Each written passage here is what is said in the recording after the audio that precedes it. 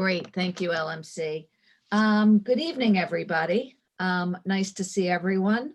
To our viewer audience, I never thought I'd be able to say that, but hello, everyone. Going to items to be removed from consent agenda. If a board member wishes to remove an item on the consent agenda for further discussion, a motion to remove item from the consent agenda must be made. However, once a motion and second are made for the consent agenda items listed below, simple questions can be asked regarding any of them as you would normally for individual resolutions. Consent agenda. A, 5A, approval of minutes of the 9/22/20 business meeting. B, approval of personnel actions, C, approval of vendor agreements and amendments. D, acceptance of arrangements for appropriate special programs and services as recommended by CSE, CPSE. Approval of treasurer's reports for June, July, and August. Acceptance of gifts and donations. Can I have a motion? So moved, Sam. Okay, I'm going to stop and see if anyone, a second, sorry. Second, Ariana. Second, Christian. Okay. Does anybody have any questions on any of the consent agenda items? Or Bob, I have a couple of questions on things, but Bob, do you want to speak to anything first? No, there's nothing I have on the consent agenda to point out. Obviously, Item C. The scheduling. I'm sorry, wait, item C, schedule. You're not talking about the resolution? Hold on. I'm trying to see Oh, wait. what you're referring to. That's the contract for Elliott Merriam Bloom. Oh, I'm sorry. Okay, thank you. Yes, as the board and community may know, last year we, during the spring, I mentioned the interest to work in collaboration with a national scheduler for who really is focused on middle school years programming. And so at the time, as we prepared our budget, we wanted to ensure that we set aside funding and certainly provided our incoming principal, our now current principal, Dr. Alsaki, and the administrative team and the entire, I would say, stakeholder group of HOMICs, the opportunity to work in collaboration with a scheduling consultant to consider options in the future to revamp the HOMICs middle school schedule. As you know, this year we, with the pandemic and our interest in reopening the schools under a hybrid remote model, we shifted across the system and put in place for this year a change in the middle school, certainly in the high school and the elementary schedules. But the goal is to bring a group together to form a scheduling committee, representative of the administration, parents, students, teachers, and staff, and to really explore options for 21st middle school programming and schedules based on our mission as a school system, our interest as a community to develop a vibrant middle school program, to take what we know about our current schedules and to see what possibilities exist to think about the future of organizing the day and time and learning. So the contract with Elliott Merriam Bloom, Elliott, as we had a planning conversation the other day, is a former middle school principal, spent a lot of time at the district level thinking about supervising at a county level, middle school education. And so we're excited to have the opportunity to move forward. So thank you. And I would say in the coming weeks, Al and his team will, just share and introduce to the HOMICs community the process for certainly organizing the scheduling committee and what the timeline would be for that group to launch into this work. Great.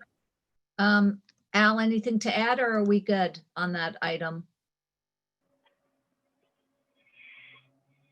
I believe we are good. I'm just excited to have the opportunity to work with the central office staff as well as the Hallmark staff in creating a schedule that is going to be great for our school community moving forward. You know, this is something that I am passionate about, and really looking forward to engaging the community as well as our staff in creating the ideal schedule. So thank you for setting that up for us.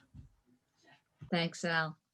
And the other thing I just want to move to is Sylvia on the treasurer's report. Maybe you could just give a little background on what some of the columns mean. And then, like, for example, encumbrances outstanding. And then I just do have some general questions for you.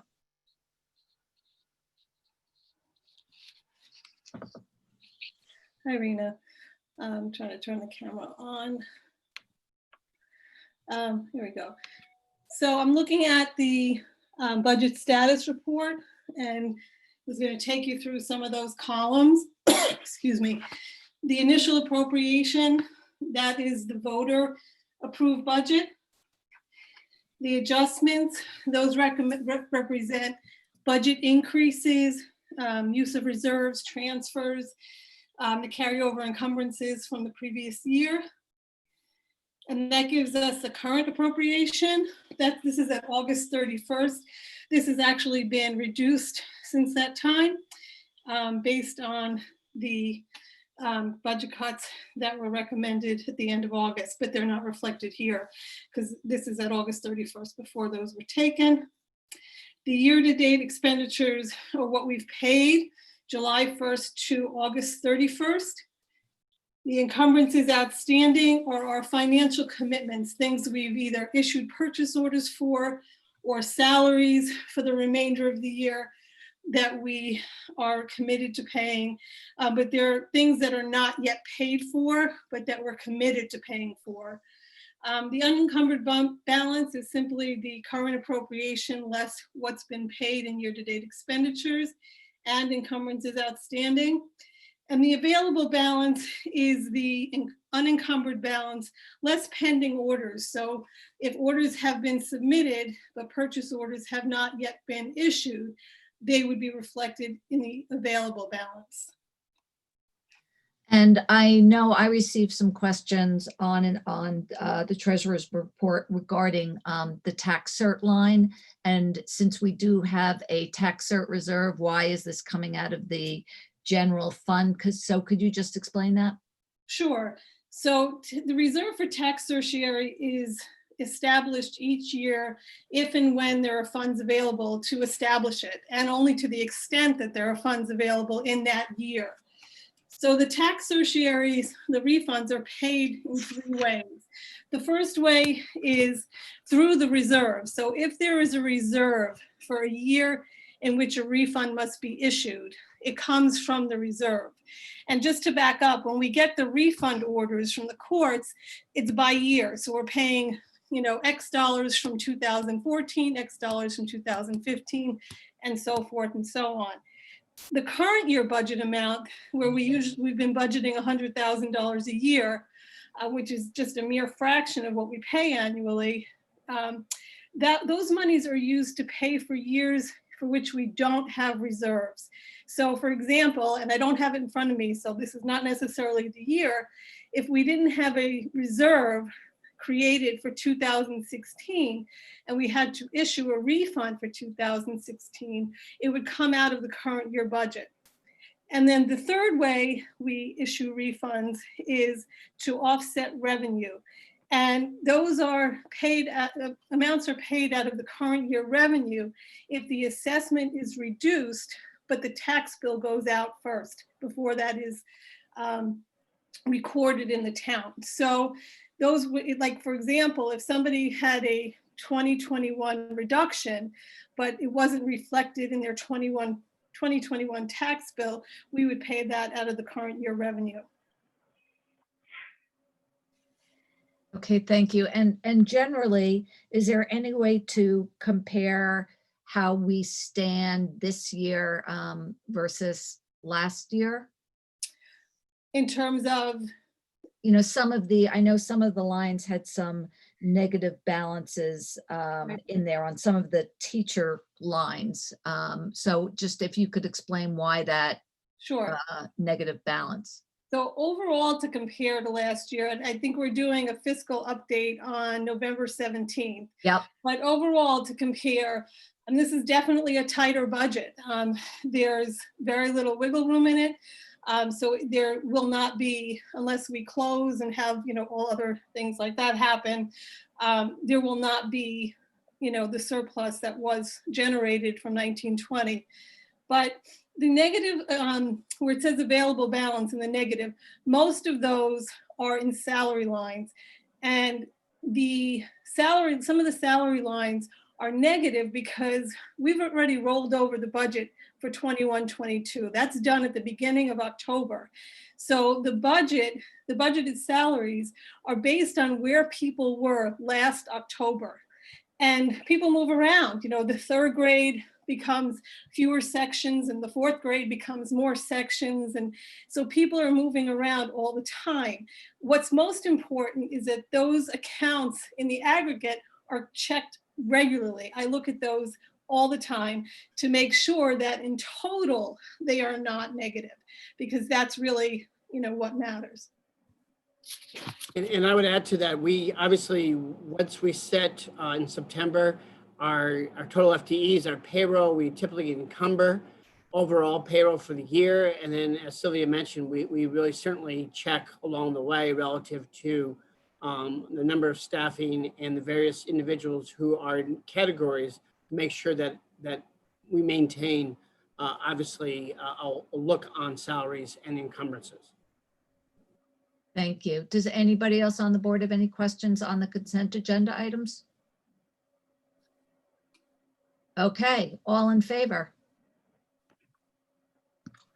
Aye. Aye. Aye. Okay.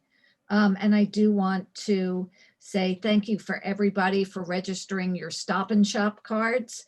We are accepting a donation for $3,183.04 from Stop and Shop A+ School Rewards Program for Mamaroneck High School. So that's great. Okay, moving on to resolutions. Resolution to accept a corrective action plan for an external audit. Be it resolved that the Board of Education hereby accepts the Audit Committee's recommendation to accept the corrective action plan for the June 30th, 2020 year-end audit performed by O'Connor Davies LLP. Be it further resolved that the Board of Education hereby authorizes the Assistant Superintendent for Business Operations to submit said plan. Could I have a motion? So moved, Sam. Second, Second, Ariana. all in favor? Aye. Aye. Aye. Resolution for stipulation of settlement concerning payment of salaries. Be it resolved that the Board of Education herewith authorizes the Superintendent of Schools and the Board President to execute a certain stipulation of settlement between the Board and employee number 04484 concerning payment of salaries. Can I have a motion? So moved, Sam. Second, Second, Ariana. all in favor? Aye. Okay. Resolution to extend an agreement with Commercial Clearwater. Now therefore be it resolved that the Board of Education hereby authorizes the extension of its agreement with Capital Uniform Services, Inc. for an additional 1-year period at the originally awarded pricing. Be it further resolved that the Board of Education hereby authorizes the Superintendent of Schools to execute the necessary documents to effectuate said extension for the 2020-21 school year. Can I have a motion? So moved, Sam. Second, Second, Second, Ariana. Christian. all in favor? Aye. Aye. Aye. Item D, resolution regarding an amendment to an agreement for the Superintendent of Schools. Be it resolved that the Board of Education hereby approves an amendment to the agreement between Dr. Robert Chapp, Superintendent of Schools, dated July 7th, 2020, to clarify the provision governing the rollover of vacation days and to further provide for the carryover of unused vacation days from the 2019-2020 school year. Be it further resolved that the Board of Education hereby authorizes the board president to execute said agreement on its behalf. Can I have a motion? So move, Sam. Second, Ariana. All in favor? Aye. Aye. Readoption of revised policy 8635, information and data privacy, security, breach, and notification. Be it resolved that the Board of Education hereby waives the second reading of policy number 8635, information and data privacy, security, breach, and notification, due to the need to update said policy pursuant to recently adopted state regulations. Be it further resolved that the Board of Education hereby adopts revised policy 8635, information and data privacy, security, breach, and notification in accordance with Board Policy 2410. Recommended action that the Board of Education herewith adopt revised policy 8635, information and data privacy, security, breach, and notification on the first reading in accordance with Board Policy 2410. And I just want to note for everyone that our board policies are all located online under the board tab in the policy folder. And the board had a chance to read this prior to the meeting. Can I have a motion? So move, Sam. Second, Second, Gladys. all in favor? Aye. Aye. Bob, I'm going to turn it over to you before we get to tenure. Are there any updates that you wanted to provide? Yes, thank you, Rena. First of all, I'm just pleased to report that our hybrid and remote learning models are well underway, and teachers across the system are working incredibly hard to meet the challenges of delivered instruction under a pandemic, as well as what I would say within a blended learning model. I just want to continually acknowledge and thank our teachers for their dedication, for their creativity, for their willingness to, what I would say, continually apply new learning and adjust on the fly. And we're doing our part. I wanted to also acknowledge the commitment of our school leaders, our district-wide administrative team, for really guiding the ship. We really, despite all the obstacles, challenges, and unknowns or daily experiences, to help maintain focus, to support our students, our families, and in some ways to kind of create the conditions so that students can learn despite the change in schedules and the difficulties. I also want to acknowledge we have, through the certainly support of Sylvia, been able to increase the participation in our school lunch program. We, I think, are delivering 2,000, an increase in 2,000 meals per week in terms of all students who are eligible for both breakfast and lunch, and want to continue to maintain that program as long as possible. I know we're looking into the possibility of filing our application for a weekend meals program as well. And so certainly want to thank Sylvia for that. Want to acknowledge in the week where I think it was National Custodians Day, the hard work of our custodial staff to maintain clean and safe buildings. Certainly under the leadership of Steve Brugge, our Director of Facilities, they've done an incredible job of making sure that every day our schools are disinfected, they're clean, they're safe, and that is a big part of our reopening plan. I do want to say that, it has been somewhat of a challenge. The New York State Department of Health continues to adjust and introduce new changes to health and safety protocols. We are working, again, shout out to our nursing supervisor, Dina Murphy, all our school nurses, as well as our district physician in England. We have been as responsive to trying to, what I would say, digest all the nuances and changes to how we manage what I would say is the challenges of students who are showing some form of symptom that are aligned with potential for COVID-19, and how they are managing at the building level this kind of challenge of students entering, re-entering, leaving and all the things that come with it. So we're in the process of updating our reopening plans, adding new charts and graphs, speaking to the challenges in the language.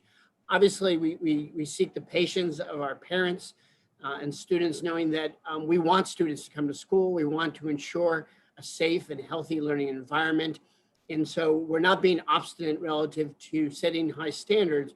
We're just trying to enforce the regulations of the Department of Health and work with parents in a way that they understand what to do and how to do it relative to continuing return to school during the pandemic. I also just want to announce that we want to continue advancing the district equity strategic plan.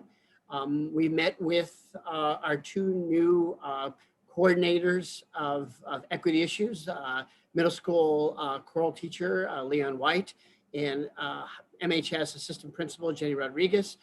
Annie and I met to plan a series of presentations tomorrow during our district faculty meeting schedule. Members of the equity team will present and summarize to their colleagues across the system the district equity strategic plan, our goals, and our work plan for year one. We will announce tomorrow a series of stakeholder presentations. The first one is set for October 22nd, which will be a virtual community forum where community members have the opportunity to provide feedback and comment. We plan to post the plan on the website in detail to allow individuals who just like to provide written comment over a period of time to share their thoughts and comments. And we'll follow up on October 28th with a community forum for Spanish-speaking families. So that meeting will be conducted with our equity members in Spanish and provide a forum for our Spanish-speaking families. We would then like to follow up on November 4th with a town forum or a virtual event for our alumni as well. And so we'll make a wide invite to alum across the country to participate and again, update the alum on the progress as well. So that is just the beginning stages of our interest to receive feedback and share the plan details. Then we will really sit down and get to work on the plan in November and organize a set of our own meeting schedules as well. So I wanted to report on that. I wanted to just remind parents that this coming Friday, October 9th, will be a day of professional planning. For K-8 students, it will be an asynchronous learning day. For high school students, it will be a Focus Friday, I believe. So it'll be a combination of both office hours, advisory, and teacher planning. We certainly understand and recognize that the challenges of teaching in a blended learning environment, and certainly want to create, wherever possible, a sustained schedule of teacher planning time. And so it's possible over the next week, we'll announce for the month of the second half of October, November, and into December, a series of what I would say is asynchronous learning time during our weekly schedule to provide teachers more time for planning, especially the challenges of remote instruction. We found through launching our reopening plan that our remote teachers, that the amount of work to plan effectively in quality instruction, assess students requires more planning time. And so we want to support teachers ensuring a level of consistency and quality as well. And so more to come on that as well. I do want to say that at our next meeting, we plan to provide an update on our capital plan and projects that we hope to, I would say, seek approval and set a schedule for next summer. Also, we've invited Dr. Jerry McGibbons, a national demographer, to in some ways provide a report to the community about what we anticipate near and long-term enrollment trends and demographic changes. And so I encourage our community to tune in for that presentation, especially trying to understand with the pandemic how things have changed regionally through the economy, through our housing, certainly the trends around housing and enrollment trends as well. And one thing I will say is that Dr. McGibbons made a point of saying that the old methods of cohort survival and predicting enrollment change need to be in some ways retired, and that we really need to pay attention to specific trends that may give us a valuable insight and information about enrollment over time. And certainly that's something we need to consider.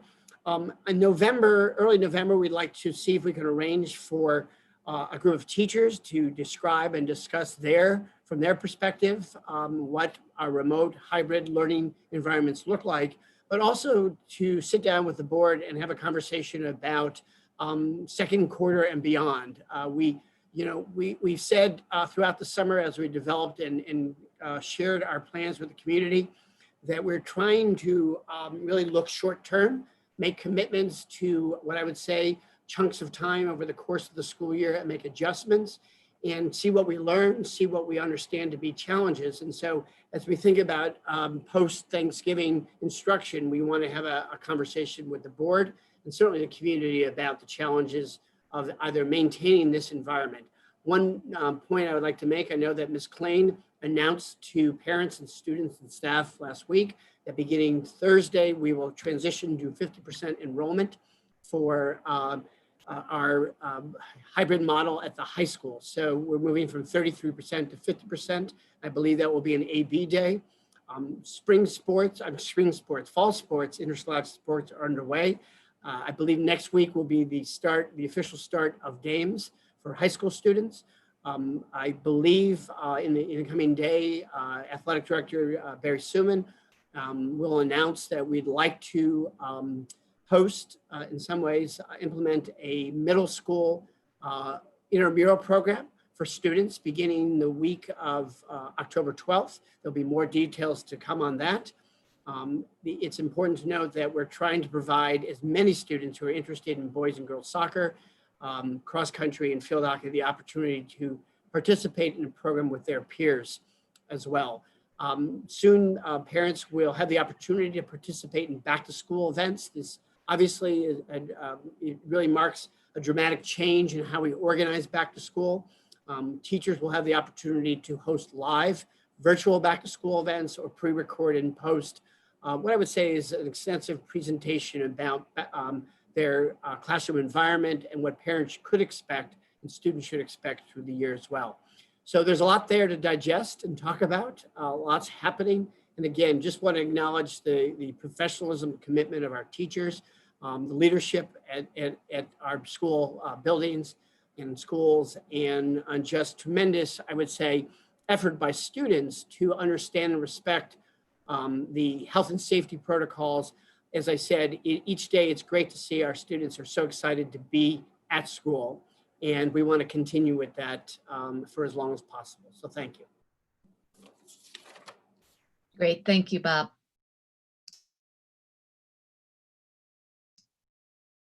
I guess now we're moving over to the main event, the recognition of staff who received tenure.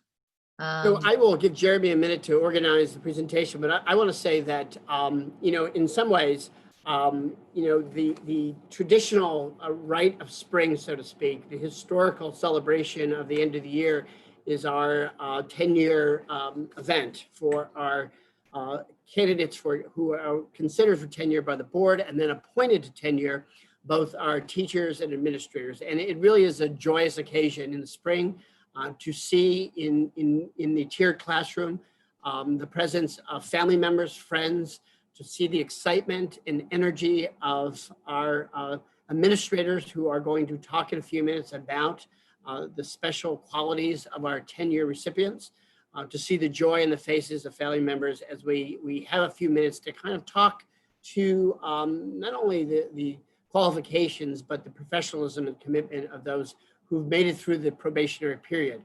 I would want to say to start out and just recognize, one, the incredible support of our administrators to help our probationary teachers work hard to understand expectations around what it means to be a professional in our school system, We know that the be-all end-all is the quality of instruction and the experiences that our students have to learn.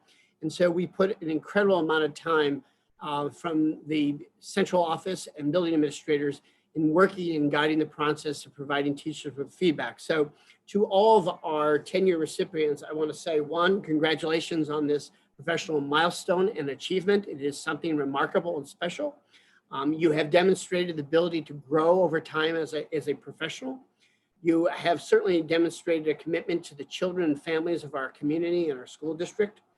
You have acknowledged in many different ways your willingness to accept professional feedback from administrators and adjust, try out, demonstrate, and commit to this notion of continuous improvement in the profession of teaching.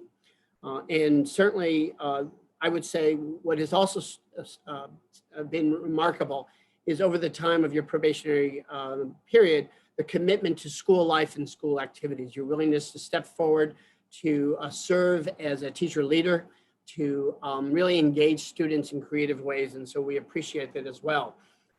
We have said for many years that we set the highest standards for probationary teachers to make it through. And so from the beginning moments of the hiring process to orientation and to what I would say is the period of the probationary appointment, we have a lot to expect from our probationary teachers. For those who've made it through, we say congratulations, well-deserved honor. And we look forward to your continuing to make certainly a remarkable difference in the lives of students in the coming years. There's a sense of reciprocity around our commitment to provide you with ongoing support, training, and opportunities to grow, and your commitment to students and staff to maintain the highest rigor and level of instruction and be there each day with a smile on your face for our students. And finally, just to have the opportunity to enjoy the process of learning together. And so it is this moment in time where we are struggling to return to normal, that we in some ways we reminisce, but we celebrate the opportunity for one, to honor you in person, but also to have the opportunity, both the board and administrators on a regular basis, to visit classrooms and to see you practice your craft and your art of teaching. So thank you. With that, I want to turn it over to Rena. I don't know if you have something to say from the board, as well as Jeremy, to set things in motion. All I have to say is congratulations. I know that some of you are watching at home. I hope you're sitting there with the family with a big bowl of popcorn and celebrating, with champagne corks to follow. So thank you for your dedication to our district. And Jeremy, I'm kicking it over to you. Excellent. Thank you so much. And let me do this smoothly, hopefully. And there we are. So good evening, everyone. On behalf of the entire leadership team, we'd like to welcome you this evening to a really, really exciting night. You see some images here from our new teacher orientation in 2019. And tonight we're pausing to celebrate people who have made it from, even before this point, from the hiring process all the way through a very, very rigorous probationary period. And so tonight is really something to celebrate, as has been said. So I just wanted to very briefly address what does it take to reach the conferral of tenure in Mamaroneck? Well, depending on prior tenure, the process is either a 3 or 4 year journey that begins with a very competitive hiring process consisting of many steps, including interviews, demonstration lessons, and thorough reference checks. And as challenging as it is to secure a position in Mamaroneck, the rigor only increases from there. Our probationary employees engage in a robust program that prioritizes professional development and collegial support. Each of our probationary employees is mentored by a respected colleague, and all engage in countless opportunities to grow their professional practice through a wide array of experiences such as summer orientation days, superintendent's conference days, and periodic structured school and department meetings. Mamaroneck teachers also benefit from the job-embedded support of our instructional coaches, and all further their postmaster's education through in-service workshops and graduate study. To complement our approach to professional growth, our probationary teachers are supported and evaluated by our leadership team. By the end of a candidate's probationary period, Mamaroneck professionals have been supported and challenged through a variety of structures and activities. Annual professional goals grounded in the Marshall rubric are established and measured to ensure a growth trajectory. By the end of a 4-year probationary period, teachers will have completed a minimum of 4 formal announced observations with pre and post conferences and at least 20 unannounced mini observations with accompanying written feedback. Annual summative evaluations completed by our leadership team codify each faculty member's professional strengths and also targets areas identified for growth. Tenure in Mamaroneck is earned, and each tenure recipient deserves to pause and reflect on this important professional achievement.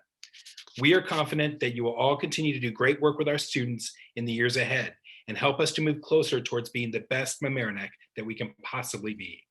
Congratulations to you all. The entire school community is proud of your outstanding accomplishments. And with that, now I will introduce some of my leadership team colleagues to introduce you to those receiving tenure. So first up will be Annie Ward, our Assistant Superintendent for Curriculum and Instruction, and she will be celebrating Suzanne Carroll. Thanks, Jeremy. Good evening, everyone, and heartiest congratulations to all who are receiving tenure tonight. It's been my pleasure to get to know each of you in your practice over the last few years, and I really look forward to our continuing collaboration. So as Jeremy said, it's my honor now to kick off our tenure tributes by saying a few words about Suzanne Carroll, our District Response to Intervention Coordinator. Suzanne came to us from White Plains, and we were thrilled to draw someone as capable and experienced as she is for this key role on the district's literacy leadership team. As you can see from the slide, Suzanne was originally trained as an attorney, and although she left the legal profession by choice in order to work in our child-centered and arguably more rewarding field, her legal background shines through in the logical and systematic and thorough and principled way in which Suzanne approaches most any challenge. Her communication skills are impeccable and nuanced, whether she's speaking to a 4-year-old kindergartner or an auditorium, or in this case, a Zoom auditorium full of adults. Suzanne is creative and collaborative, encouraged to think outside the box with teachers and administrators to create innovative and flexible intervention models. Suzanne has brought fresh energy to rethinking the status quo and embracing new methodologies. As she guides the system to innovate, Suzanne takes care to ensure that successful approaches are identified and implemented consistently across our large system, particularly in a redesigned student support plan format that was really her brainchild. Sharp as a tack, Suzanne never attacks. Instead, she uncorks her fierce funniness in ways that surprise, delight, and most of all, unite. So congratulations, Suzanne, on your well-earned tenure. Cheers. Thank you, Andy. Thank you, Annie. And now we'll have Dr. Nora Mazzoni introduce Cynthia McKean. Great, thanks, Jeremy. Good evening, everyone. And again, congratulations to all our tenure recipients. So tenure's been a very long time coming and certainly well earned for Cindy McKean. Cindy originally joined the district in 2007 after being the director of Richmond Children's Center. Mrs. McKean has a deep knowledge base in everything related to special education and IEPs, as well as social emotional health. At the end of the 2015-16 school year, I finally convinced Cindy that she should indeed be a full-time employee, and her responsibilities in the district became much more multifaceted at that point. So there's so many ways you might know Cindy. You might know her as a liaison to all the school psychologists, where her monthly proactive efforts have built staff's problem-solving ability and service capacity. You might know her as a program innovator. Most recently, she demonstrated a leadership role in the creation of the MHS ESP program, which has been so beneficial for kids that might not have been able to stay in our district. She's the leader of our non-public special education team, overseeing Mamaroneck's responsibility for special education services in our 5 private schools within the Mamaroneck boundaries. And as our out-of-district coordinator, she uses her knowledge and her large professional network to place students who need more than Mamaroneck's able to provide. And then in the little extra time she has, she chairs CSEs in all 6 buildings. But even with that, Cindy's passion for wildlife, raising livestock, travel, books, just brighten our conversation and keep our spirits high in the Office of Student Support Services. So Cindy, congratulations on receiving tenure. Thank you for coming to us full-time. We've learned as much from you as you have from us. And most importantly, you've made an enormous contribution to our district for the last 13 years. Congratulations. Thank you so much, Nora. And now I'm realizing that I might have needed to adjust my years of probation because Cindy had 13 years, it seems like. So Give her double tenure. That's right. That's right. Okay, and now to introduce the Mamaroneck High School tenure recipients, our Principal Elizabeth Klain and Assistant Principal Mario Washington. On a daily basis, I feel blessed to have Jenny Rodriguez as part of our administrative team at Mamaroneck High School. Jenny has many, many responsibilities. She oversees the complex special education department. She ensures that close to 800 exams, AP exams, are administered every year in a pandemic, no easy task. She manages our Chinese exchange program. She supervises the world language department and the English as new language department. And she does all of this with great aplomb and incredible attention to detail. However, these job descriptions do not touch upon the most important element of what Jenny does on a daily basis, and that is she advocates for students in every single conversation she has in the building. Jenny is our conscience. She asks the tough questions. She will make sure that every resource is deployed in order to ensure that students are taken care of at MHS. Jenny does this with every student, regardless of their background, but as a first-generation educator, she knows the particular struggles and celebrations that our first-gen students experience. 2 years ago, Jenny created a group called Ladder to Access, which is designed to help our first-gen students navigate the college process starting from the 10th grade. Students flock to Jenny for advice, for lunch, for a shoulder to cry on, for a kick in the pants. She is masterful in knowing which of these strategies to deploy at the right time. Over the last 3 years, the Mamaroneck High School faculty has engaged in professional development that is focused on creating a culturally responsive, anti-racist school. Jenny has been in the forefront in helping to lead this work. Jenny is unapologetic and unwavering in her commitment to create a school where all students feel equally supported.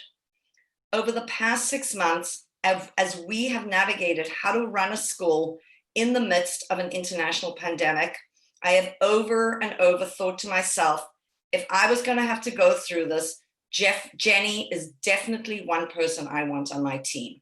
I'm so delighted and grateful that we are conferring tenure on this wonderful educator.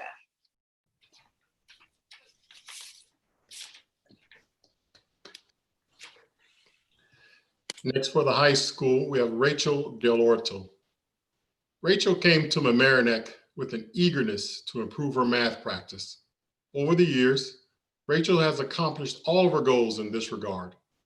Some of her goals included checking for understanding more frequently by leveraging opportunities to bring student groups together, making students' thinking visible, and developing student-centered lessons. Some of Rachel's strengths are designing engaging lessons that support the learning of all students, creating a welcoming classroom environment, developing meaningful relationship with students, and reflecting on her practice. Rachel has taught a variety of classes at the high school, such as E&L algebra, regular algebra, geometry, and trigonometry. Her flexibility in teaching a variety of classes is well respected amongst department members. Many students who had Rachel as an algebra teacher request to have her as a geometry teacher.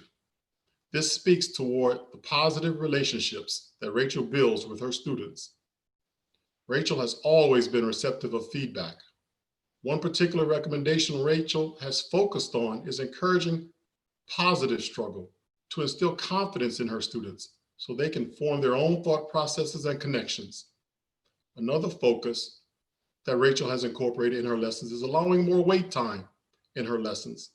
She has noticed that it is best to allow students more time to process problems and work through them entirely on their own first, and then ask clarifying questions. Rachel is helping students develop into more independent learners. We are very proud of Rachel's growth and continue to be impressed with her professionalism. Congratulations on receiving tenure.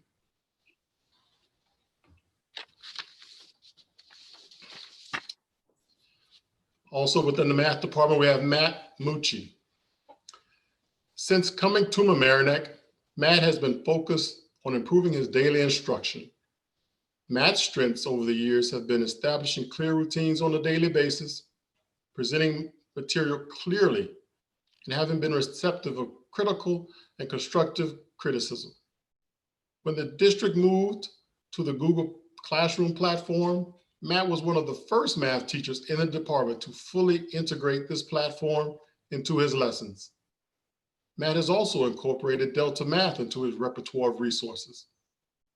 Matt has become one of the go-to teachers in the math department when it comes to implementing new technology practices within the math curriculum. Matt's professional goals have always aligned with the district goals. For example, Matt has implemented John Saffir's teaching technique of preserve and return by sticking with students as they work through problems. Matt has helped change the mindset and attitude of students regarding their misconceptions of math. His students have been more willing to take risks and participate in class discussions, in addition to collaborating with one another. Matt is always looking for ways to improve his craft. Last year, he enrolled in a graduate course titled Instilling a Growth Mindset in Students. He mentioned to me that the reason for taking this course is to learn strategies that can help him instill and foster a growth mindset in his students. Matt is an excellent addition to the math department. Congratulations on receiving tenure.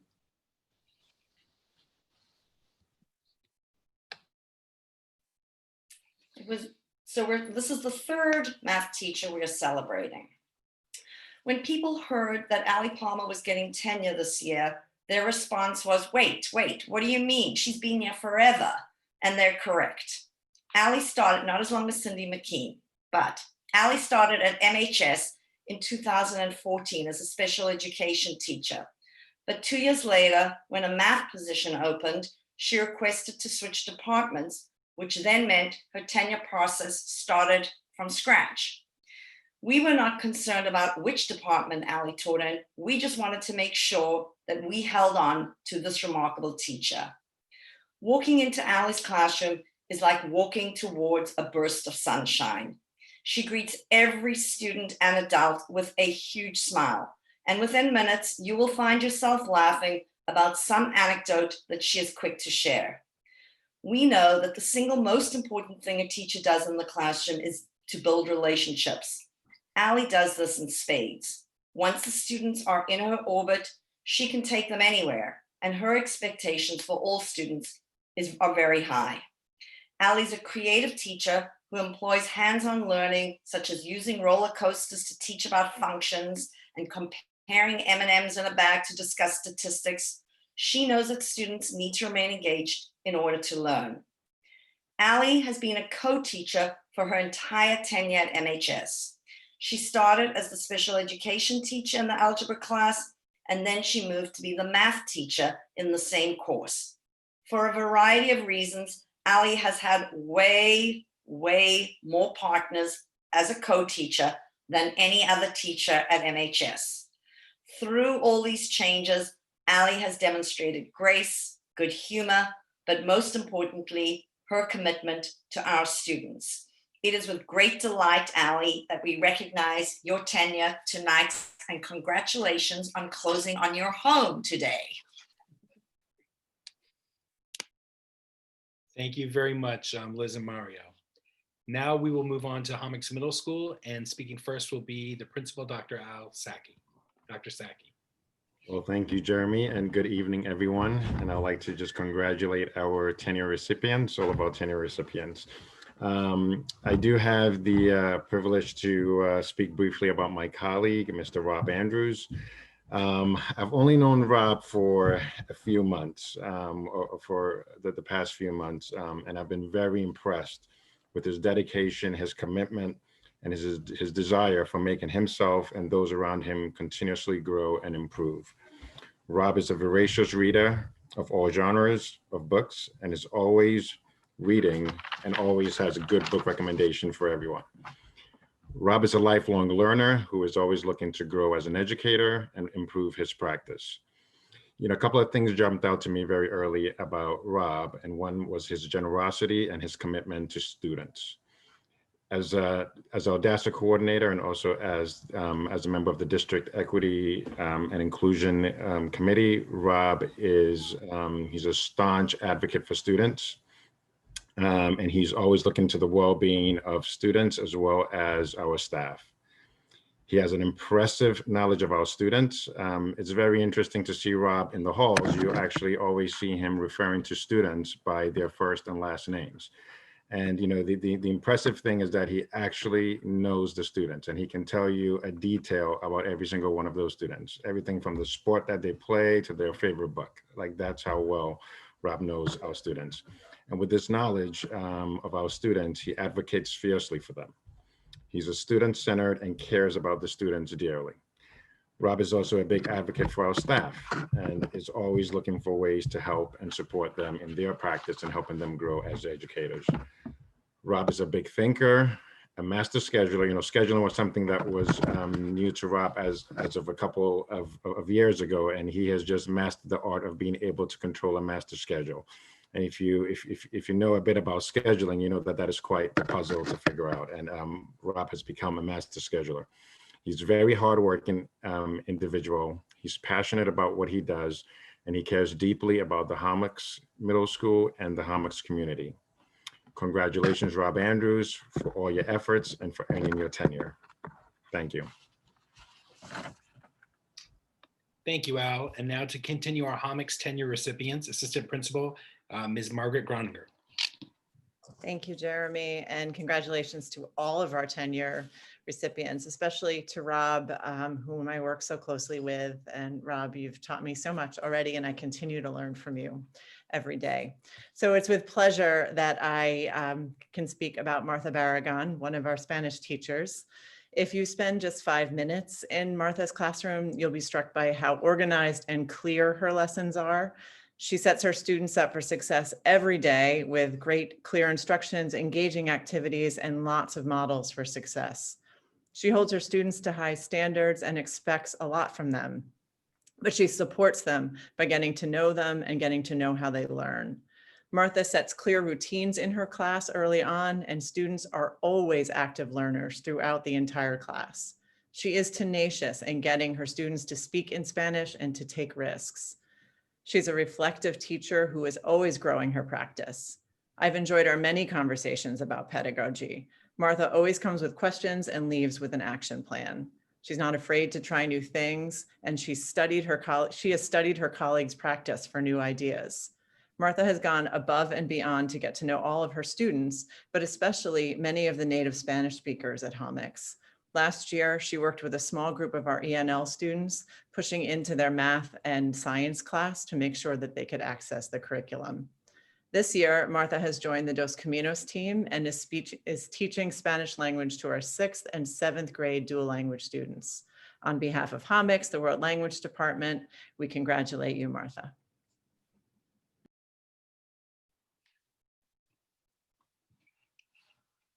That's me too, I'm just a switch. Nathalie. It is also with pleasure that I can speak about Nathalie Garfunkel, who is a French teacher at Homics. Nathalie's classroom is vibrant and warm and filled with French language and culture. She infuses an element of fun into all of her classes with games, songs, and small activities like exit tickets using a catch and toss ball for students to practice pronunciation. She truly wants her students to love the French language and to be exposed to French culture. The learning environment in her classroom is active, inclusive, and it emanates her kindness. Early in the school year, Nathalie establishes clear routines with her students and sets high expectations and involves them actively every day. As one of the biggest goals of any world language class at Homix is for students to converse in the target language, Nathalie does a great job getting her students to be comfortable speaking with each other in French. She is always circulating through the classroom, interacting with students as they speak to each other in French. She communicates with warmth and encouragement that it's okay to make mistakes. In her years at Homix, Nathalie has built a tight team with her French teacher colleagues, and together over the last few years, they've reimagined the curriculum to make it more student-centered and language-rich. I've seen the curriculum change from the textbook to a collection of rich and current materials. Nathalie clearly loves teaching, and she communicates this to her students every day, and she also communicates to them that she cares for them. She's a part of the Homix community, chaperoning dances and trips, and we're so thrilled to be able to congratulate her on tenure. Thank you, Margaret. And now to continue with Homix, I'll introduce Mr. Rob Andrews.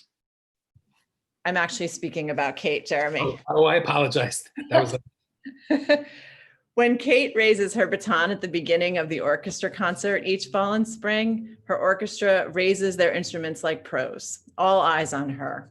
And when they play as a cohesive ensemble, audience members are delighted at the sound. Are these really sixth graders? Not only does Kate challenge her orchestra students and expect big things from them, she supports them and instills in them the confidence to take risks and push their limits. She wants them to see themselves as musicians. Kate is also a team player, collaborating closely with her colleagues at Homix every day, but also across the district, tuning instruments at elementary concerts, playing in the pit orchestra at the high school musical, playing in the ensembles with her colleagues at special events.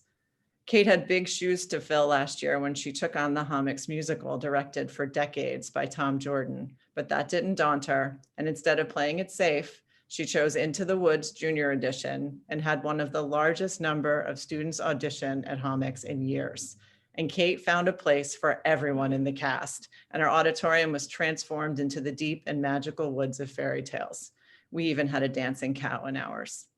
Kate implemented the Tri-M Music Honor Society chapter at Homix last year. She has conducted the Westchester County School Music Association Elementary All-County Orchestra. She directs the Homix Camerata Orchestra for sixth graders. She's a master violinist, a multi-talented musician who can play any string instrument and sing beautifully. She's also an avid Beatles fan, has an extensive knowledge of all things music, is always, always smiling and positive. It is a pleasure for all of us at Homix to work with her, and we congratulate you, Kate. Thank you, Margaret. And I believe that the next one will be introduced by Assistant Principal Minnie Iannuzzi. Actually, it's me, Jeremy. So you all like to keep me guessing. Thanks. Yep. It's important for me to say what an incredible honor it is to be with this tenure class in a really auspicious year. So it's been my honor to know Jessica Gordon as a teacher. She has an exemplary child-centered approach to learning design and its delivery through all of her years as a probationary teacher at Homix. She's leveraged her E&L background and deep workshop orientation from New York City into a rigorous Regents Prep program as an 8th grade earth science teacher at Homix. Jessica has wholeheartedly embraced the shift to the next generation science standards. She's a reflective practitioner, and most importantly, she's tuned to the middle school students' heart and mind, as wild as that can be. She's built a warm, welcoming, and supportive environment over the last years in her classroom with innovative, and I can say quite honestly, beautiful aesthetic and instructional components. Kids often hip check each other out to get into her beautiful swinging wicker chair. There's an observable and palpable sense in her classroom that students feel that they belong. When Jess isn't designing lessons and curriculum, that ensure strong Regents performance, she has an underreported series of practices that I want to mention on this occasion. Without being asked and without ever publicizing it, Jess spends scores of hours tutoring students who need extra support. She arrives early, she stays late, she provides breakfast and sometimes dinner for kids. She meets with students during her preps. She partners with our guidance counselors and has extensive contact with parents, all in the name of providing an equitable and successful 8th grade earth science experience. It's often only weeks or months later that it's clear that Jess has made meals for a colleague suffering a hardship, or just as likely, a family of a student in need. Jess serves as a bridge for families, English language learners, and the colleagues on her academic and interdisciplinary team. She's a powerful contributor to our school and deeply deserving of the honor of tenure. Congratulations. Thank you, and I'm relatively confident that now we're going to hear from Assistant Principal Minnie Iannuzzi. Yes, thank you so much. I want to congratulate Melissa tonight. I have the pleasure of speaking about her. So Melissa started her career in Mamaroneck as an intern at Homix in 2015. Melissa was a willing learner and an energetic intern, up for anything and taking every chance to learn from her peers. The following year, Melissa was asked to serve as 2 leave replacements, again, proving herself as an advocate for students and families and someone who was organized, took initiative, and took her job really seriously. Luckily for us, a position opened up in 2017, and Melissa was hired as one of our psychologists. In her role, Melissa is organized, professional, meticulous, and committed. Her students absolutely love her. How can they not? Anyone that knows Melissa knows that she is kind, she's thoughtful, supportive, engaged, sweet, and really funny. Her real superpower, though, is in her relationship building. She builds strong bonds with her students, making them feel connected to school and known for who they are. She differentiates her approach to each student and each situation, understanding the power of these forged connections. She's equally great with families, as she is clear and strong communicator. Getting a degree from Columbia ensures that, and a thoughtful partner in every student's journey. She is approachable, she's flexible, and she's easy to talk to. And from her colleagues, quote, working with Melissa has been game-changing in our ability to reach and support students at Homix. And from another, Melissa is tenacious about her students, and she is an excellent at following through and following up. She takes the time to listen and get to know her kids, and she doesn't stop until she has an answer. Melissa is always one to pitch in and lend a hand, no questions asked. She has formed strong relationships with her fellow psychologists too. From one, Melissa is my rock, my go-to in-house therapist. Not only is she the best coworker I could ask for, she is my friend. Melissa, we are so lucky to have you. On behalf of the Homix community, congratulations. Thank you very much, Minnie. Next, we're going to move on to Central School, and presenting for Central School will be Principal Joanne Hindley and Assistant Principal Karen Russo.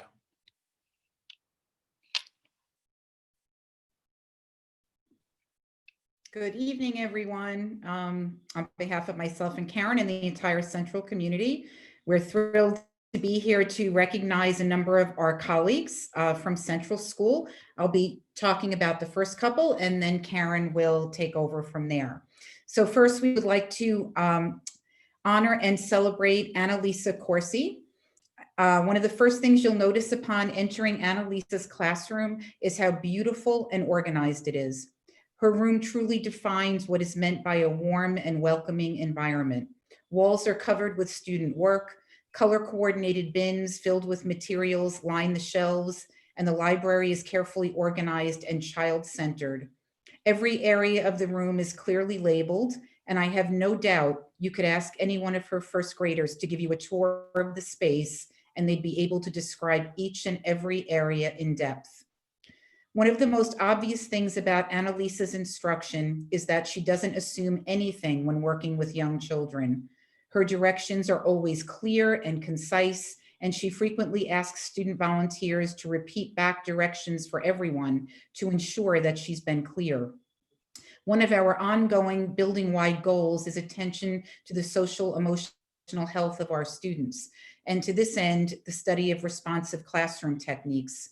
Annalisa is well-versed in this program and demonstrates it through her frequent use of both body and mind breaks. She is a master at recognizing when her students need such a break, and both she and her children embrace ways of taking care of themselves and, perhaps as importantly, each other. Finally, Annalisa is a continual learner, embracing opportunities for professional development and always willing to share her own knowledge as well. She has been a co-teacher in numerous ICT classes and embraces the chance to work closely alongside a colleague. Congratulations, Annalisa, on your well-deserved tenure. You are an amazing addition to the Mamaroneck schools and specifically to Central. And next we have Ana Rodriguez. Ana is currently an English as a new language teacher at Central School and previously taught at MAS in the same capacity as well as in the Dos Caminos program. When Ana joined us at Central, she quickly connected with staff, students, and parents alike. Colleagues have commented on Ana's knowledge and competence as well as her connections with students. She believes in a true team approach when it comes to any of the children on her caseload and frequently reaches out to classroom teachers to collaborate on best practices. Likewise, Ana communicates frequently with families, provides translations as needed, and has presented to our entire staff on ways to support ENL students throughout the school day. She's always willing to meet with any colleague looking for additional ideas to support their ENL students and their families. Ana gives students well-constructed assessments up front and uses the information to form groups and to fine-tune all of her instruction. She reaches students by skillfully differentiating work and providing scaffolding for all learners. In an effort to ensure that she is aware of what's happening in her students' classrooms and how she can support the work, Ana frequently pushes into rooms where she can provide extra support and encouragement, and at the same time provide professional development for the classroom teacher. Along with some of her district-wide colleagues, Ana has arranged amazing field trips for her students and happily sends photos of their smiling faces before they've even returned to Central. She takes great pride and great joy in watching her students fully enjoy these experiences. This past summer, Ana was the director of our co-op camp. Her ability to organize and to attend to every detail resulted in a highly successful experience for all.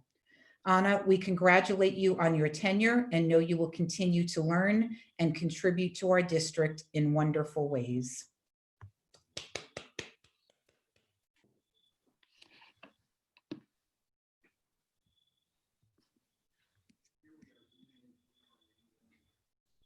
Okay, and Karen is going to now speak about our next two tenure recipients.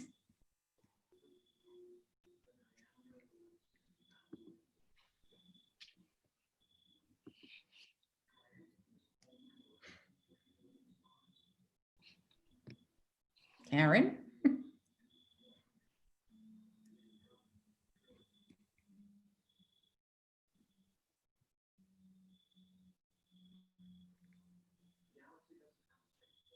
I'm not sure. Maybe they're muted. My apologies. I was on mute. I'm so sorry. I want to congratulate all tenure recipients. And also tonight, I just want to also speak about Pam Rabinowitz and Melissa Smith-Luzzy. Apologies for the delay. So Pam, in watching Pam Rabinowitz teach, I'm reminded of what it means to truly teach with clarity. As one of the most deliberate teachers I know, Pam assumes nothing and teaches everything. Whether it's a lesson on how to return a book to the class library or write a personal narrative, Pam effortlessly breaks down tasks to the smallest parts and then helps kids inch gradually toward mastery.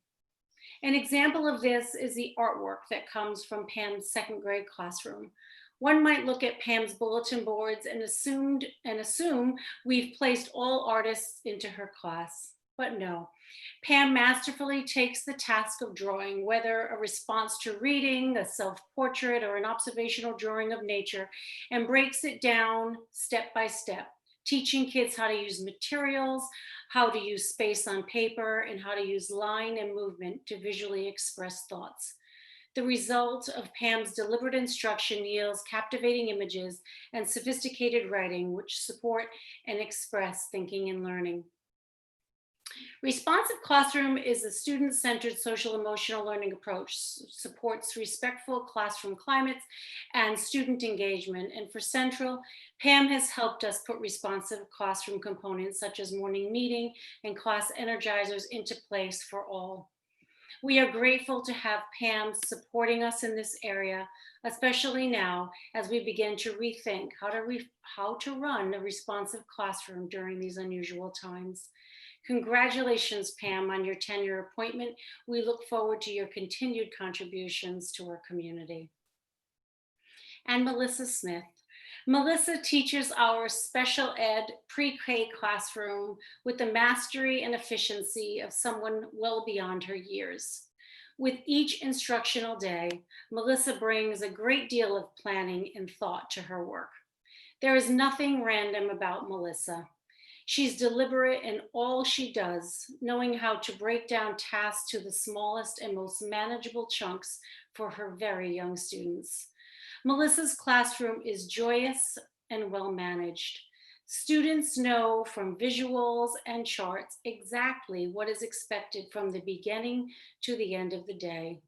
Melissa models all work for students: how to sit in a chair, how to hold a book, how to listen to others, and even how to knock on the bathroom door and listen for a response before entering. Nothing is assumed and everything is taught. Melissa has boundless energy for her work with our youngest learners and boundless more energy as she typically services 1 or 2 elementary age special education students once her pre-K class is dismissed. I would be remiss not to mention the strong and trustful relationships Melissa forms with the teacher assistants and aides assigned to her class. Melissa is by far the youngest of the team, but she garners the utmost respect from her staff with her passion, her planfulness, and respect for all involved. It's beautiful to watch how efficient Melissa runs her room, both with adults and with children. She is a true master. I must say I was a bit worried about how Melissa would keep such young children socially distanced for 5 hours a day during these unprecedented times, but I shouldn't have been. Melissa's ability to think through a problem and make things work is a great strength of hers, which has been on full display this fall. Even with social distancing guidelines, Melissa's class is focused and joyful. Thank you, Melissa, for your depth of thought and careful instruction. You are an essential resource for all who work alongside you. Congratulations on your well-deserved tenure. And now, thank you, Joanne and Karen. And now we will move on to Chatsworth Avenue School and Principal Katie Anderson and Assistant Principal Lauren Sharfstein. Good evening and congratulations to all. I'll be speaking on behalf of Kristen Walsh, and Mrs. Sharfstein will be speaking on behalf of Kim Ferguson. So Mrs. Sharfstein, I believe you're up first. I am, and I'm excited about it. So I'll start with a little vignette. One day, after spending some time in Kim Ferguson's classroom, a first grader named Charlie asked me, "Miss Sharfstein, did you know that my teacher loves me?" I asked Charlie, "How did you know that?" And he replied, "Because she sings to me, she taught me how to read and how to add numbers, and she also reads me her favorite books." Kim has the ability to make all children feel special and important. Warmth and kindness simply emanate from her as she masterfully teaches the students in her class. Her students finish first grade with a love for learning, a passion for books, and appreciation for others. Kim has an innate ability to meet the academic needs of all learners in her classroom, while also emphasizing the importance of social emotional learning. Kim will go to any length to ensure that her students receive what they need to be successful. She sings, makes up dances, and has the kids moving to keep them engaged at all time. This year, Kim has taken on the challenging role of teaching a remote pod, which she took it on with grace, and we have seen her shine in this role as well. Simply said, if you ask me and everybody else, Kim is a true rock star. Kim, we are thrilled that you are part of the Chatsworth team. Congratulations on your well-deserved tenure. We look forward to celebrating soon.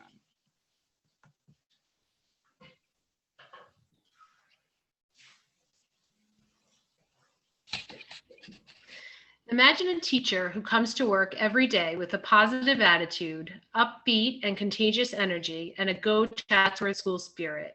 Well, this speaks to who Kristen Walsh is as a teacher.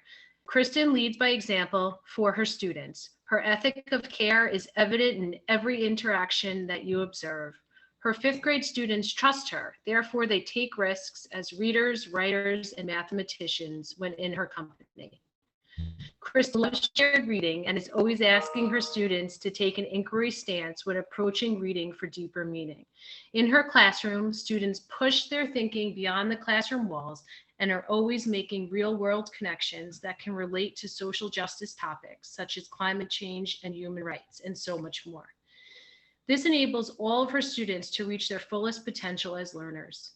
Kristen is always willing to collaborate with colleagues and parents to lead and carry out school-wide initiatives that promote opportunities to support students' social and emotional well-being.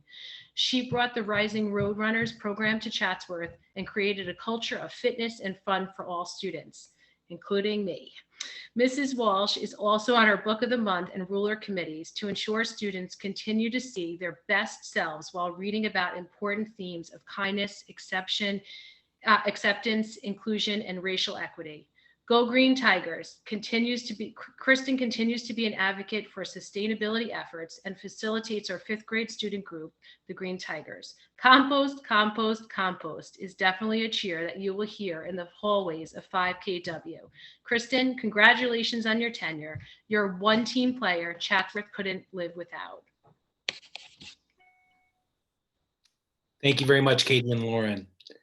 And now we will move to Mamaroneck Avenue School. We'll hear from their leadership team, Principal Dr. Neil Oliva and Assistant Principal Sandra Zadrima. Indeed, good evening, everyone. It's our honor to celebrate three lovely people and wonderful educators, Allison Otto, Christina Fernandez-Todd, and William Vargas. So first is Allison Otto. It has been our honor and privilege to watch Allison's trajectory of growth as a reading teacher over the last few years. Allison is not the type of person who will loudly proclaim her successes with students. Rather, Allison quietly excels with a strong penchant for insightful observations about students, their reading growth, and her own professional learning on a number of pedagogical topics. Allison has been instrumental to some of our more vulnerable readers, as last year she gracefully participated in Reading Recovery, one of the more challenging and complex reading interventions. Not only did Allison embrace this challenge and training, she excelled at its implementation by studying, reading, and applying what she learned as a reading specialist. The result? Some of our more vulnerable first grade readers experienced reading success and acceleration of their own independent reading level. In other words, Allison's work ethic, steadfast belief in children, and overall growth mindset all converge on a daily basis to construct significant changes in the lives of children.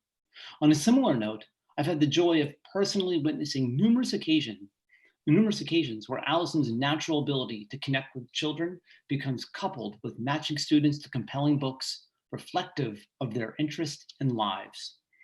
Aside from her growing repertoire of reading intervention skills, Allison has always been a keen and willing supporter of our MAS-based initiatives, inclusive of opening up her heart and mind to consciously integrating culturally responsive practices. In sum, we are extremely proud of Allison and look forward to her continued growth. Congratulations, Allison, on your well-deserved tenure. And I believe Sandra is next. Good evening, everyone, and congratulations to all. I am going to be speaking about Christina Fernandez Taj. Christopher Isaac Stone said, "Timing, perseverance, and 10 years of trying will eventually make you look like an overnight success." Christina is successful in all that she does, and she makes even the most unattainable goals possible. Her talent for helping students progress in reading, her immaculate attention to detail, and her innovative design thinking and her unwavering work ethic create the perfect environment for success. The time she dedicates to planning, research, and collaboration, her determination to reach any and all children, and her many years of experience as an educator make her a gift to our whole community. When one observes Christina teaching children, presenting at a team meeting, or collaborating with a group of teachers, she's always well prepared, knowledgeable, capable, and this all seems effortless because of her established pattern of success. But after working with Christina for 2 years, it is very clear that her success is all but effortless and overnight. Because what you don't see, what we don't see, is the hours she spends researching and reading articles on current teaching methods and best practices, the time that she spends studying individual student data. She consistently scrutinizes her own teaching and always looks for ways to learn and grow. And she brings this passion to each lesson and to all children. Christina is a professional, and she sets the bar high for teaching and learning. For all her dedication to our students, for all her effort and hard work, we are grateful and we are fortunate to have her teaching our students at MAS. Christina, I want you to know that Dr. Oliva and I, we see you. We see and recognize your efforts. We validate the impact you have on our students, and we are so very proud of all of your successes because we know how hard you work at everything that you do. We congratulate you on your tenure tonight.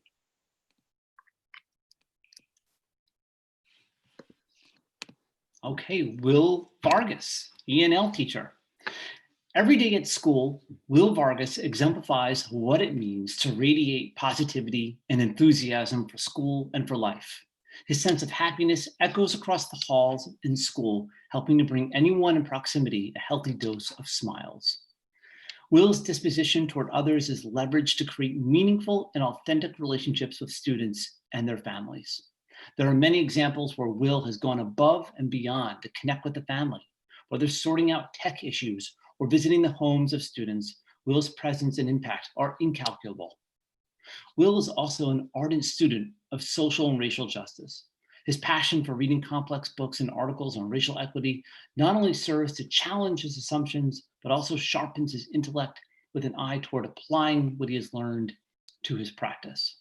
His leadership in this area is not only deeply appreciated, but admired by all within MAS. As an ENL teacher, Will collaborates with his ENL colleagues and classroom teachers and provides students with an outstanding education, lessons that challenge and invigorate student intellect. Will excels at many approaches to engage students, but one in particular stands out is his ability to increase student vocabulary by leveraging a pedagogical approach called TPR, or total physical response. In other words, students are provided many pathways to learning new vocabulary, animated by Will's approach to learning. If you know Will, or you've had the opportunity to traverse the MAS halls, you also know that he lives by one of his favorite sayings, which is teamwork makes the dream work. It's an honor and privilege to congratulate Will in his well-deserved tenure. Thank you very much, Neil and Sandra. And to wrap us up tonight will be Murray Avenue School recognizing their tenure recipient. And from Murray Avenue School, the leadership team, Dr. Colleen Melnick and Assistant Principal Matt Porcelli. Good evening, everybody. On behalf of Matt and myself, we are delighted to celebrate our sole tenure teacher this evening, Alicia Elkins. You all may have heard the old adage, you can't go home again. Well, Alicia Elkins has proven that is not true. Alicia first received tenure in Mamaroneck in 2006 when Dr. Barker was also serving as assistant principal. Teaching was a change of career for Alicia. After working as a producer for a number of years, She was inspired to pursue her childhood dream of becoming an educator after 9/11. She received her teaching degree and certification and came to teach at Murray Avenue School. On a personal note, I was a teaching colleague at Murray for a number of years, and I saw firsthand Alicia's dedication to constant learning herself and to her students. And after a number of years, she had the ability to take some time off at home to raise her daughters, Riley and Margot. She returned to Murray in 2016. Each year, Allison spends time carefully curating a classroom environment that is based on respect and acceptance. She spends time learning about each of her students and building positive relationships with their families so that she can help them learn and grow. Allison prides herself on being a lifelong learner and reflective practitioner. Over the past few years, she has taken the lead on aligning fifth grade units and lessons with the New York State culturally responsive frameworks. She has shared these with her colleagues and will continue these efforts moving forward. Allison is a valued member of our Murray teaching team. So Allison, tonight, on behalf of all of Team Murray, we have the opportunity to say congratulations on receiving tenure again and welcome home. So thank you all very much. It's easy to see that the future Mamaroneck is in the best of hands. Congratulations to all tenure recipients. Let's pause one more time and give them a big round of applause. We're so proud for them all.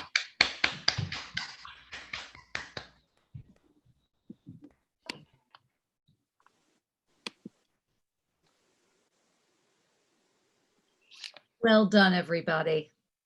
Thank you to all our principals, assistant principals for your words about the teachers. It was wonderful to hear and reflect on the teachers and all the work that's going on, and everything that they've done so far in their time here in the district. Okay. Debbie, I don't anticipate any questions or comments from the community. Do we have anybody looking to speak or ask a question? We do not at this time. Then I'm going to skip the reading the public participation at board meetings. Did any board members want to say anything before I go on to future business? I just wanted to say congratulations to all the people who received tenure. It's a lot of work. There's a lot of effort put into it by the administration. And just thank you to all of you, because we end up with wonderful people for hopefully a really long time. Thanks, Sam. Rena, I just wanted to say it's a huge badge of honor to have these individuals in our district. And I know that Mamaroneck sets the bar very high. So congratulations to you. Please enjoy this time with your family. God bless. Thanks, Christian. Okay. With that, I am going to move on to future business. Tuesday, October 20th at 7 p.m. Board of Education business meeting. Topics: capital projects update and report from the demographer and long-term enrollment projections. Tuesday, November 3rd, we'll be having an update on hybrid remote learning goals and objectives. And on November 17th, we will have a fiscal update with short and long-term budget planning. And meetings will be held remotely. And if Governor Cuomo does not extend his executive order, the meetings will be held at McKean Auditorium with proper social distancing at Mamaroneck High School. With that, can I have a motion to adjourn? So move, Sam. Second, Rob. Thanks. We are now adjourned, and all in favor? Aye. Thank you, LMC. Thank you to all of our principals, assistant principals. You have had a very long day. Thank you, Jeremy, for leading the entire presentation. Everybody have a good night. Congratulations. Congratulations again. Thank you. Good night. Good night.